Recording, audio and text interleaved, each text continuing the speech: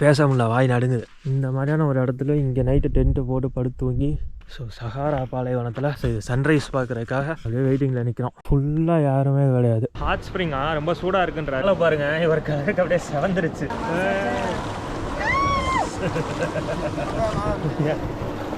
மரமெல்லாம் வீங்கி வெளியே வந்துடும் போல், அவ்வளோ சுடுது. We need the peaceful, but the problem is Kim Jong-un. Yeah, he's dictator. He killed so many North Korean people. They don't have the guilty, he doesn't have the guilty. Okay, North Korean people, they're innocent. They're just like working and dead.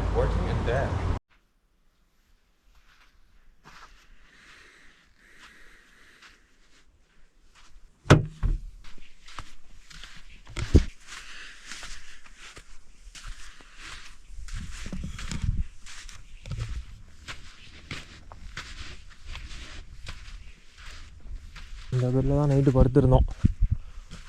குளிர் பயங்கர குளிர். நான் குளிரை பற்றி யோசிக்கலை. So night ஒரு 2:30 வரைக்கும் படுத்துருந்தேன். அதுக்கப்புறம் எந்திரிச்சு போய் காரில் படுத்துட்டேன். ஏன்னா இங்கே மற்ற டென்ட் எல்லாமே வந்து ஃபுல்லாகவே வந்து லாக் பண்ணி தான் இருந்துச்சு, ஜிப்பு போட்டு. பேச முடியல, வாய் நடுங்குது. இந்த மாதிரியான ஒரு இடத்துல இங்கே நைட்டு டென்ட்டு போட்டு படுத்து தூங்கி இங்கே அப்படியே வானத்தை பார்த்து ஒரு 2:30 வரைக்கும் படுத்துருந்தேன். மணி வந்து இப்போது 6:30.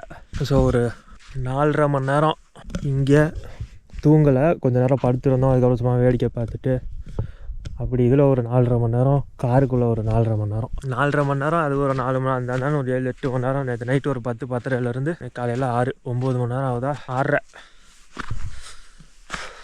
ஸோ சஹாரா பாலைவனத்தில் சன்செட் பார்க்குறதுக்காக, சன்ரைஸ் பார்க்குறதுக்காக அப்படியே வெயிட்டிங்கில் நிற்கிறோம்.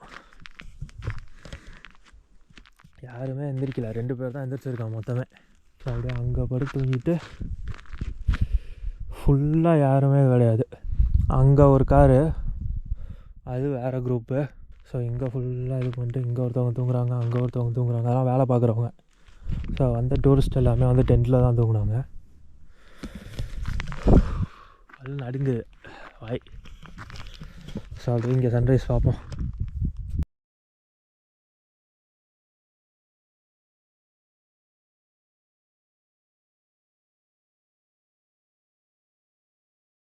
அவங்க எல்லாருமே பெட்ஷீட் மாதிரி இது போற்றி தான் படுத்துருக்காங்க. நான் பெட்ஷீட்னு ஒன்று இங்கே இருக்கதே தெரியாது. இந்த நல்லா பாதி பெட்டு சைஸுக்கு இருக்கும்ல, அவ்வளோ திக்கான விஷயம் போற்றி தான் வெளியே தூங்கியிருக்காங்க. அது இருக்குன்னே எனக்கு தெரியாது. சரி கேட்கலாமா வேணாமா அப்படின்ட்டு ஒரு இதில் நான் பாட்டுக்கு படுத்துட்டேன். ஸோ நைட்டு 2 மணி வரைக்கும் நம்ம இருந்ததே பெரிய விஷயம் போல். இவங்களாம் வந்து 1/2 மணி நேரம் கூட இருக்க முடியாதுன்றாங்க இப்போ பேசிகிட்டு இருக்கப்போ. ஸோ இவங்க எல்லாமே ஃபுல்லாக போற்றி படுத்துருக்காங்க. நம்ம எதுவுமே போதாமல் வெறும் இதே ட்ரெஸ்ஸோடு நம்ம படுத்துருக்கோம் ஒரு நைட்டு ஒரு 2-2:30 வரைக்கும். அதுக்கப்புறம் எந்திரிச்சு இந்த காருக்குள்ளே வந்துட்டோம். மணி இப்போ காலையில் 7:20. இவங்களுக்கு வந்து 7 மணிக்கு தான் சன்ரைஸு, 7 மணிக்கு தான் சன்செட்டு. 6:45 to 7 சன்ரைஸு, 6:45 to 7 தான் சன்செட்டு. கண்ணு கெட்டின வரைக்கும் நிலம் தான் தெரியுது, அதான் பாலைவனம் தான் தெரியுது. அமைதியாக இருக்குது. இப்போ தூங்கி எந்திரிச்சு எங்களோட சத்தத்தை தவிர, பேசுகிற சத்தத்தை தவிர வேறு எதுவுமே இல்லை. நடக்கிற சத்தம் கூட அவ்வளோ கிளியராக கேட்குது. ஸோ ஒரு வித்தியாசமான அனுபவம். இந்த இடத்துல இருந்து ஒரு சன்ரைஸ். இன்றைக்கி நிறையா விஷயம் இருந்தாலும், கம்மியான விஷயம் இருந்தாலும் வீடியோ கம்மியாக தான் இருக்கும்னு நினைக்கிறேன். ஏன்னா எதுலேயுமே சார்ஜ் இல்லை. கோப்ரோ பேட்ரியெல்லாம் 10%, 20%, 30%, 3 பேட்டரியும் நிற்குது. மொபைலில் 30% சார்ஜ் இருக்குது. இதை வச்சு நம்ம காய்ரோ போகிற வரைக்கும் சமாளிக்கணும். அண்ட் ஃபோட்டோஸ் எடுக்கிறதுக்கு நமக்கு மொபைல் வேணும்.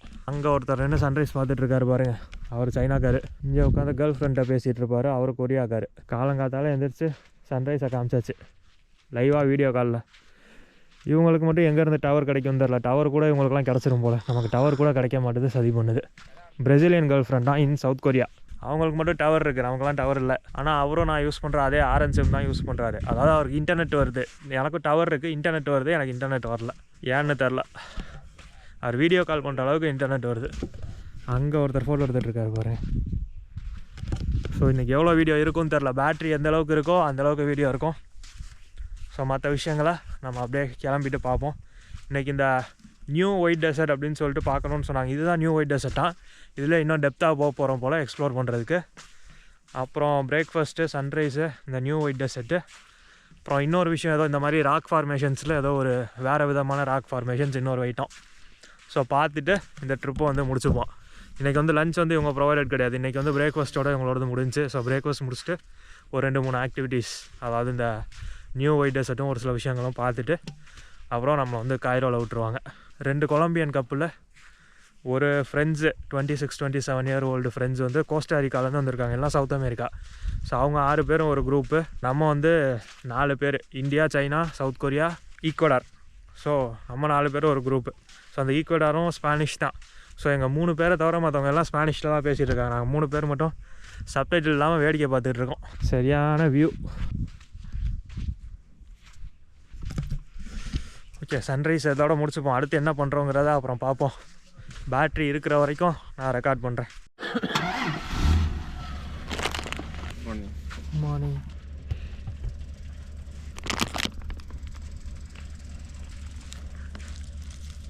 பிளாக் டீ, இவங்க போடுற பிளாக் டீ வந்து ஒரு மாதிரி சர்க்கரை ஜாஸ்தியாக போட்டு இனிப்பாக கொடுத்துட்றாங்களா, அதனால் நல்லா இருக்குது குடிக்க.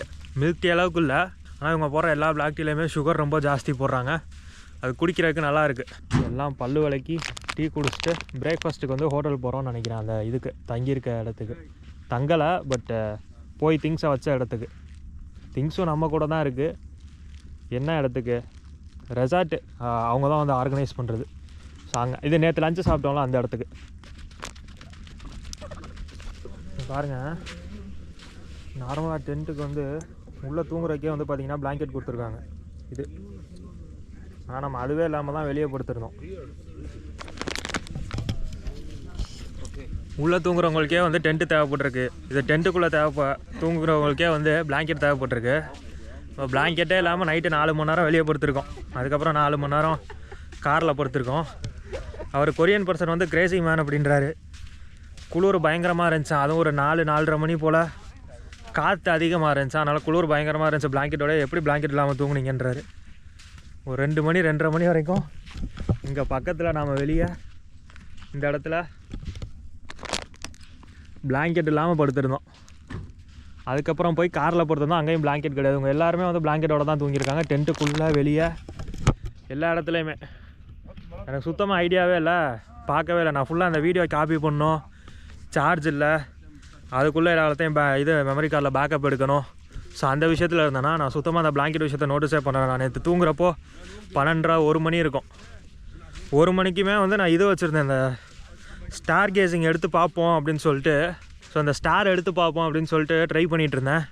அது நல்லா வந்திருக்கு. நீங்கள் செக் பண்ணி பாருங்கள். நான் ஃபோட்டோ போடுறேன், இன்ஸ்டாவில் போடுறேன். ஸோ ஃபாலோ பண்ணாதவங்க ஃபாலோ பண்ணிக்கோங்க.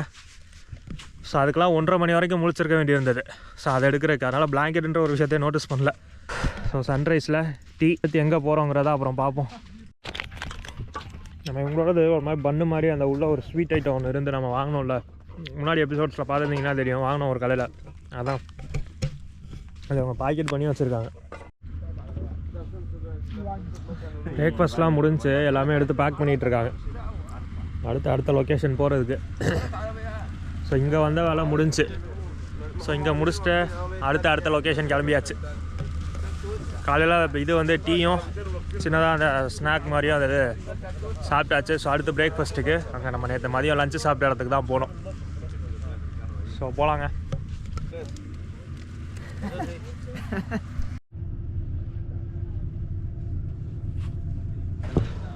இந்த கோஸ்டாரிக்காலேருந்து 2 பசங்க வந்திருக்காங்கல்ல. ஸோ அவங்க வந்து அங்கேருந்தே மொத்தமாக வந்து 11 நாள் பேக்கேஜில் வந்தாங்களாம். ஸோ அந்த பேக்கேஜுக்கு வந்து பார்த்திங்கன்னா $950, கிட்டத்தட்ட 90,000 ரூபாய், 85 to 90,000 ரூபாய். ஸோ கோஸ்டாரிக்காலேருந்து இங்கே excluding flight ticket. So visa cost maybe இன்க்ளூடடாக தான் இருக்கும். அது விசா காஸ்ட்னா 2,500-3,000 ரூபாய். ஸோ இங்கே மொத்தமாக 11 days எல்லாமே பேக்கேஜு. ஸோ வந்துட்டு போகிறதுக்கு 90,000 ரூபாய், 85 to 90,000 ரூபாய், $950 தான். ஸோ இது எக்ஸ்பென்சிவாக கம்மியான்றது எனக்கு தெரியல. ஆனால் நம்ம செலவு பண்ணது இதில் பாதி தான் இருக்கும். ஆல்மோஸ்ட் பாதி 50-60% தான் இருக்கும் இவ்வளோ செலவில். மொத்தம் $950 தான், எல்லாமே இன்க்ளூசிவ். ஸோ அந்த கோஸ்டாரிக்கா பசங்க சொன்னாங்க. ஸோ சஹாராவில் போதுமான அளவு கால் வச்சாச்சு, நடந்தாச்சு, படுத்தும் தூங்கியாச்சு. ஸோ வந்ததுக்கு சஹாரா டெசர்ட்டை நம்ம சூப்பராக சுற்றி பார்த்தாச்சு.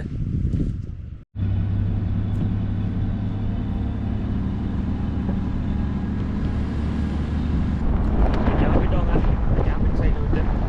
ஸோ அடுத்து எங்கே போகிறோன்றது போயிட்டு தான் தெரியும்.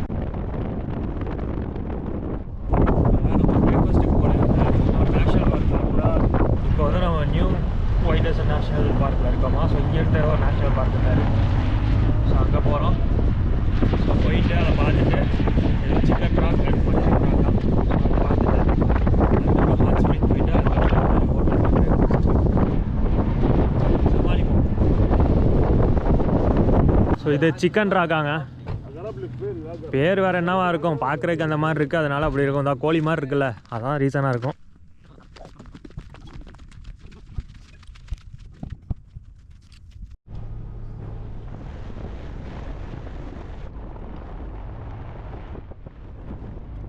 ஒயிட் டெசர்ட் நேஷ்னல் பார்க்குக்கு ஒரு பாய் சொல்லிட்டு கிளம்பலாம், அவ்வளோதான். ஸோ இந்த நேஷ்னல் பார்க் முடிஞ்சது. ஒயிட் டெசர்ட் நேஷ்னல் பார்க் கடைசியாக ஒரு பாய் இந்த ஒயிட் டெசர்ட் நேஷ்னல் பார்க்குக்கு. சூப்பராக இருந்தது அனுபவம். ஸோ அடுத்து இன்னொரு ஒரு பெட்டரான எக்ஸ்பீரியன்ஸ்லாம் பார்ப்போம். எல்லாரும் தூங்கிட்டாங்க.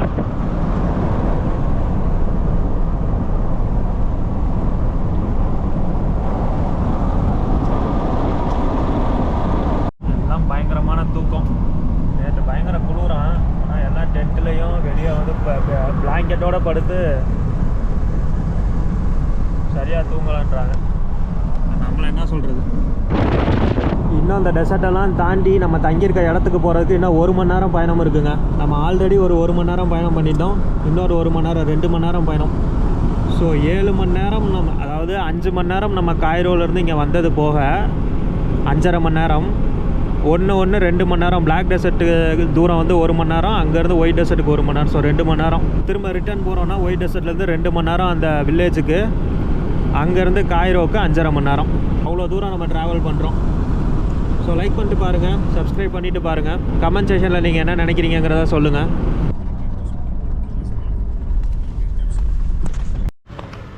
ஹாட் ஸ்ப்ரிங்கா ரொம்ப சூடாக இருக்குன்றாரு, பார்ப்போம்.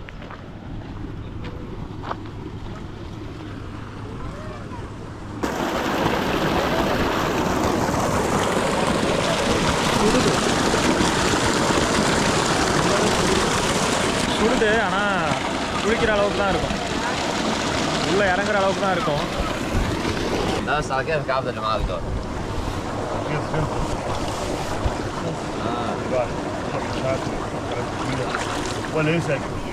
பயங்கரமாக கொதிக்குது இங்கே.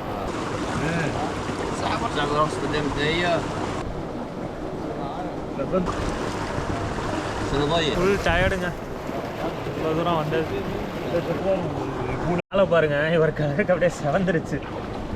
நம்ம கலருக்கு பரவாயில்ல.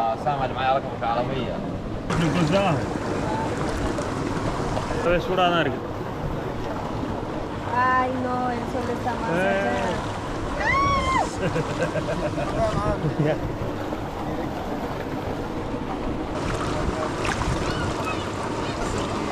மரமெல்லாம் வீங்கி வெளியே வந்துடும் போல, அவ்வளோ சுடுது. அப்பா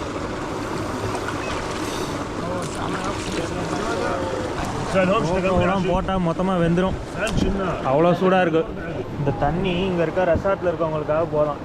அப்படியே இங்கிட்டு போய் அங்கிட்டு சுற்றி வரும். ஸோ கிளம்பலாங்க. இங்கே இருக்க சின்ன பசங்க அதெல்லாம் விற்றுட்ருக்காங்க. நேற்று வந்தது வந்து சாதாரணமான ஒரு ஹாட் ஸ்ப்ரிங்கு. இது வந்து சுத்தமாக கொதிக்குது. குளிக்கலாம் முடியாது, அதாவது இறங்க முடியாது, அந்த அளவுக்கு இருக்குது. காலே வந்து லைட்டாக நீங்கள் அப்படி தொட்டுட்டு எடுத்துடலாம், அவ்வளோதான்.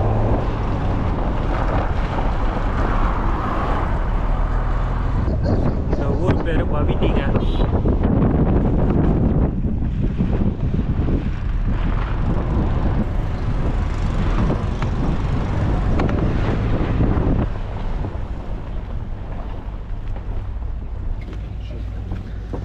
வந்துட்டோங்க கடைசியாக ஒரு வழியாக.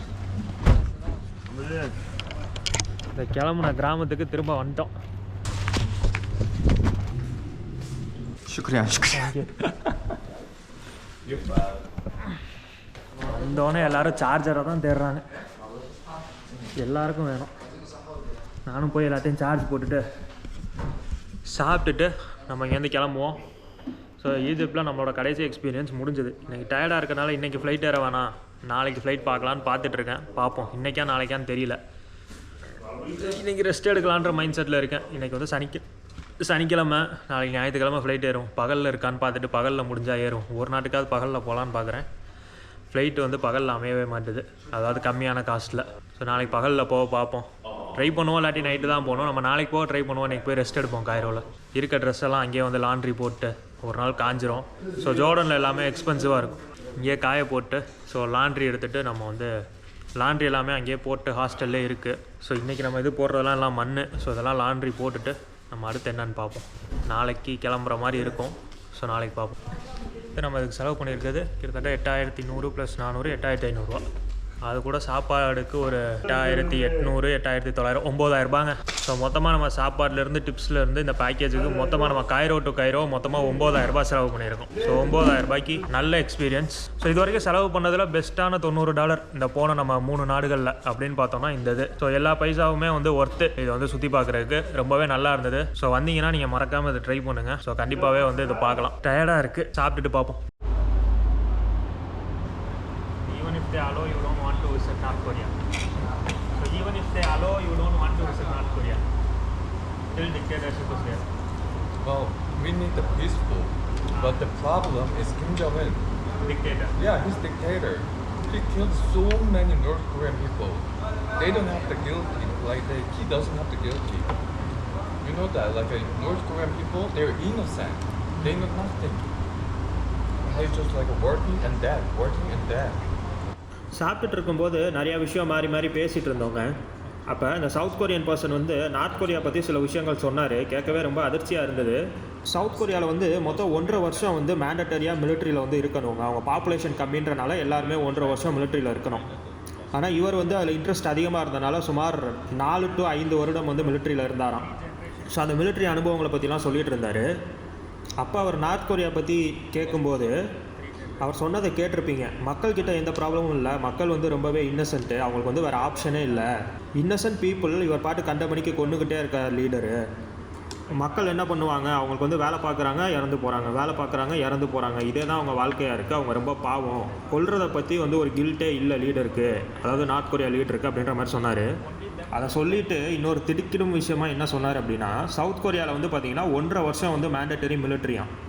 ஆனால் நார்த் கொரியாவில் வந்து 10 வருஷம் வந்து மேண்டட்டரி மிலிட்ரியாம் எல்லா சிட்டிசன்ஸ்க்கும்.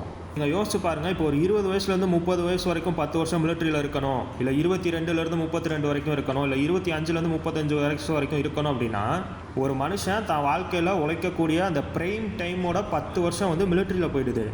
இப்போ அவங்களுக்கு வந்து வேறு என்ன வேலை தெரியும், வேறு என்ன வேலை பண்ண முடியும் அப்படின்ற ஒரு கேள்வி வருதில்ல, அதை பற்றி சொன்னார். அப்போ நான் கேட்டேன், அங்கே வந்து வேறு என்னென்ன வேலைகள் இருக்குது? ஏன்னா அமெரிக்காவிலேருந்து பல்வேறு நாடுகள் வந்து சாங்ஷன்ஸ் போட்டிருக்கு, அந்த நாடு வந்து யாரு கூட வர்த்தகம் வந்து பண்ண முடியாது அப்படின்றப்போ, இப்போ நம்ம நாட்டில் ஐடி கம்பெனிஸ், சர்வீஸ் செக்டர் இதெல்லாம் இருக்குது. நம்ம பக்கத்தில் இருக்க சைனீஸ் பர்சன், அவங்க வந்து factory workers, manufacturing, IT, software, அது இதுன்னு எல்லா கம்பெனிஸும் இருக்குது. ஒரு நாட்டில் அதெல்லாம் இருக்கும், அதில் தானே நம்ம வேலை பார்ப்போம். இல்லை கன்ஸ்ட்ரக்ஷனாக இருக்கட்டும், எனிதிங் ஒரு சாதாரண வேலை எதுவாக வேணால் இருக்கலாம்ல. ஸோ இது மாதிரி நார்த் கொரியாவில் என்ன வேலை இருக்கும் அவங்களுக்கு அப்படின்னு நான் கேட்டேன். அதுக்கு இவர் வந்து எக்ஸாக்டாக வேலை என்ன இருக்கும்னு தெரியல. ஆனால் இந்த மாதிரி வந்து ரொம்ப ஸ்ட்ரக்சர்டான வேலைலாம் எதுவுமே கிடையாது. கவர்மெண்ட் வருவாங்க, மொத்தமாக ஒரு 1000 பேர் அந்த 2000 பேர்னு கூப்பிட்டு போவாங்க, ஏதாவது வேலை பார்க்க வைப்பாங்க. ரொம்ப பேர் மினிமமாக வெறும் சாப்பாட்டுக்கு தேவையான செலவுங்கிற அளவுக்கு தான் காசே வந்து கொடுப்பாங்க. அவ்வளோதான் வந்து அவங்களுக்கு வேலையே இருக்கும் அப்படின்னாரு. அண்ட் பிளாக் மார்க்கெட் வந்து ரொம்ப ஹெவியாக ஃபங்க்ஷன் ஆகுதான். பிளாக் மார்க்கெட்னால் வந்து வெறும் வெப்பன்ஸ்க்காக மட்டும் கிடையாது, சாதாரண சராசரி பொருட்கள் இருக்குல்ல, அவங்களுக்கு தான் வந்து அமெரிக்காவிலேருந்து பெரும் நாடுகள் எல்லாமே சாங்ஷன்ஸ் போட்டிருக்குல்ல, அதனால் அவங்களுக்கு வர்த்தகமே பண்ண முடியாது. அப்போ பொருட்கள் வந்து வேணும்னா அவங்களுக்கு வந்து பிளாக் மார்க்கெட்டில் தான் வாங்கணுமா. அந்த பிளாக் மார்க்கெட் இயங்குதுங்கிறது கவர்மெண்ட்டுக்கு தெரியுமா, ஆனால் கவர்மெண்ட் வந்து தடுக்காதான். ஏன்னா மக்களுக்கு வந்து அதை விட்டால் வேறு ஆப்ஷன் கிடையாதுல்ல, அதனால். ஸோ இது எல்லாமே வந்து சவுத் கொரியன் பர்சன் சொல்கிறாரு. அண்ட் நார்த் கொரியாவோட பெரிய ரெவன்யூங்கிறது வந்து பார்த்தீங்கன்னா வெப்பன்ஸ் ரிலேட்டடாக பிளாக் மார்க்கெட்டில் விற்கிறது, எல்லாமே பிளாக் மார்க்கெட் சம்மந்தப்பட்டது. அதுக்கப்புறம் வந்து பார்த்தீங்கன்னா அவங்களோட ஒர்க்கர்ஸை வந்து இன்னொரு நாட்டுக்கு வந்து மிலிட்ரிக்கு கொடுக்குறது. இப்போ சமீபத்தில் ரஷ்யா உக்ரைன் போரில் கூட சுமார் 10,000 வீரர்களை வந்து நார்த் கொரியன்ஸ் வந்து ரஷ்யாவுக்கு கொடுத்துருந்தாங்க. அது வந்து அந்த நார்த் கொரியன் வீரர்களுக்கு உடன்பாடு இருக்குது இல்லைங்கிறதெல்லாம் கிடையாது, கவர்மெண்ட் சொன்னால் போய் தான் ஆகணுமா. ஸோ இந்த மாதிரி ஒரு விஷயம். அதுக்கப்புறம் வந்து தன்னோட சிட்டிசன்ஸை வந்து வெளிநாடுகளுக்கு வந்து வேலைக்கு வந்து அனுப்புகிறாங்களாம். அதாவது ஒரு கன்ஸ்ட்ரக்ஷன் ஒர்க்காக இருக்கட்டும், இந்த மாதிரி நிறையா காசு கிடைக்கிறதுக்கு அனுப்புகிறாங்களாம். அவங்க வந்து கண்காணிப்பு கீழேயே இருப்பாங்களாம். அவங்களோட பெரும் அளவுக்கான வருமானம் அப்படிங்கிறது வந்து கவர்மெண்ட்டுக்கு கொடுக்குற மாதிரி இருக்குமா. அதை வந்து டேக்ஸுன்னு சொல்லிக்கலாம், இல்லை என்ன வேணால் சொல்லிக்கலாம். வெறும் பேசிக்காக பேர் மினிமமாக சாப்பாட்டுக்கு தேவையான காசை மட்டும் வச்சுட்டு மீதி காசை வந்து அவங்க கவர்மெண்ட்டுக்கு பே பண்ணுற மாதிரி இருக்குமா, கவர்மெண்ட்டே எடுத்துக்குமா. தப்பிச்சு போக நினச்சா அவங்கள மட்டும் ஏதாச்சும் பண்ணால் பரவாயில்ல, மொத்தம் 3 ஜென்ரேஷனை வந்து இந்த ப்ரிசன் கேம்ப் அந்த மாதிரி அது ஒன்று சொன்னார். ப்ரிசன் கேம்ப் பற்றி நான் படிச்சிருக்கேன். ஸோ ப்ரிசன் கேம்ப் வந்து ஒரு மாதிரி ரொம்ப கொடூரமான ஒரு விஷயம். அதை பற்றி தெரியாதவங்க சும்மா நெட்டில் ப்ரிசன் கேம்ப் பற்றி செக் பண்ணி பாருங்கள். ஸோ அந்த ப்ரிசன் கேம்பில் வந்து 3 ஜென்ரேஷனை வந்து போட்டுருவாங்களாம். அவங்களோட அப்பா அம்மா ஜென்ரேஷன், அவங்களோட பசங்க ஜென்ரேஷன், இல்லை வயசானவங்கள இருந்தால் அவங்க பசங்க, அவங்களோட பேர பசங்க, இல்லை சின்ன பசங்க ஒரு 20s இருக்கவங்க அப்படின்னா அவங்க அம்மா அப்பா, அவங்க தாத்தா பாட்டி, இந்த மாதிரி 3 ஜென்ரேஷன். அப்படி இல்லைனா அவங்களுக்கு அடுத்து பிறக்க போகிற குழந்தைங்க, இந்த மாதிரி 3 ஜென்ரேஷனை வந்து ப்ரிசன் கேம்பில் போட்டுருவாங்களாம். ஸோ இந்த மாதிரி பல்வேறு விஷயங்கள் வந்து அவர் நார்த் கொரியா பற்றி சொல்லிட்டு இருந்தார். கேட்குறதுக்கே ரொம்பவே ஆச்சரியமாக இருந்தது. நம்ம சும்மா நெட்டில் படிச்சிருப்போம். இது வந்து சவுத் கொரியன் மிலிட்ரியில் ஒரு 4 to 5 வருஷம் பணியாற்றிய ஒரு நபர் வந்து இதை சொல்கிறாரு, இந்த மாதிரி இருக்கும் அப்படின்னு. இதனால் அந்த நாட்டுக்கு வந்து என்ன கிடைக்க போகுது அந்த மக்களை கஷ்டப்படுத்துறது மூலமாக அப்படின்னு அவர் கேட்டார். அடிமையாக லிட்ரலி அவங்களுக்கு வந்து எந்த ஒரு உரிமையுமே இல்லாமல் இருக்கு இல்லையா, ஹியூமன் ரைட்ஸுமே இல்லாமல் இருக்கு இல்லையா. ஸோ என்ன கிடைக்க போகுது அவங்களுக்கு அப்படின்ற மாதிரி ரொம்ப வருத்தப்பட்டு பேசிகிட்டு இருந்தார் இந்த சவுத் கொரியன் பர்சன். ஸோ கேட்குறக்கே ரொம்ப ஆச்சரியமாக இருந்தது. உங்களுக்கு இந்த விஷயங்கள் பற்றி தெரியுமா அப்படின்றத கமெண்ட் செக்ஷனில் சொல்லுங்கள். இல்லை இதை பற்றி வேறு என்ன நீங்கள் கேள்விப்பட்டிருக்கேங்கிறதையும் கமெண்ட் செக்ஷனில் சொல்லுங்கள். ஸோ நானும் தெரிஞ்சுப்பேன், கமெண்ட் செக்ஷன் பார்க்குறவங்களும் தெரிஞ்சுப்பாங்க. அண்ட் இது கூடவே வந்து அந்த கூட இருக்க சைனீஸ் பர்சன் வந்து சொன்னார், நார்த் கொரியாவிலேருந்து பார்டர் வழியாக சைனா வழியாக தப்பிச்சு வெளியே போகலாம் பார்ப்பாங்க. ஆனால் அவங்களெல்லாம் வந்து நான் கேள்விப்பட்டிருக்கேன் இந்த மாதிரி இருக்கும்னு. ஆனால் அவங்கள அரெஸ்ட் பண்ணால் மொத்தம் 3 ஜென்ரேஷன் அந்த ப்ரிசன் கேம்பில் போட்டுருவாங்களாம் அப்படின்னு அந்த சைனீஸ் பர்சனும் சொன்னார். ஸோ அவங்களுடைய சுற்று வட்டாரத்தில் வந்து இது வந்து ரொம்பவே தெரிஞ்ச விஷயமா இருக்குது. மாட்டுனா 3 ஜென்ரேஷன் வந்து ப்ரிசன் கேம்பில் போட்டுருவாங்க அப்படிங்கிறது வந்து அவங்களுக்கு வந்து ரொம்ப சகஜமாக தெரிஞ்ச விஷயமா இருக்குது. அந்த சைனீஸ் பர்சனும் சொல்கிறாரு, இந்த சவுத் கொரியன் பர்சனும் சொல்கிறாரு. ஸோ ரொம்ப மோசங்க.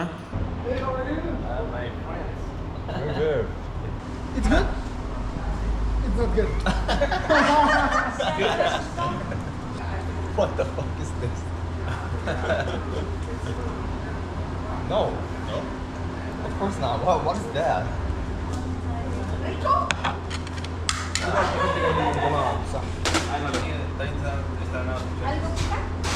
ஸோ முடிஞ்சுங்க பிரேக்ஃபாஸ்ட்டு. அடுத்து கிளம்ப வேண்டியதான் காய்ரோக்கு. ஸோ பிடிச்சிருந்தால் லைக், கமெண்ட் அண்ட் சப்ஸ்கிரைப் பண்ணிவிட்டு பாருங்கள். நான் உங்களை அடுத்த வீடியோவில் சந்திக்கிறேன்.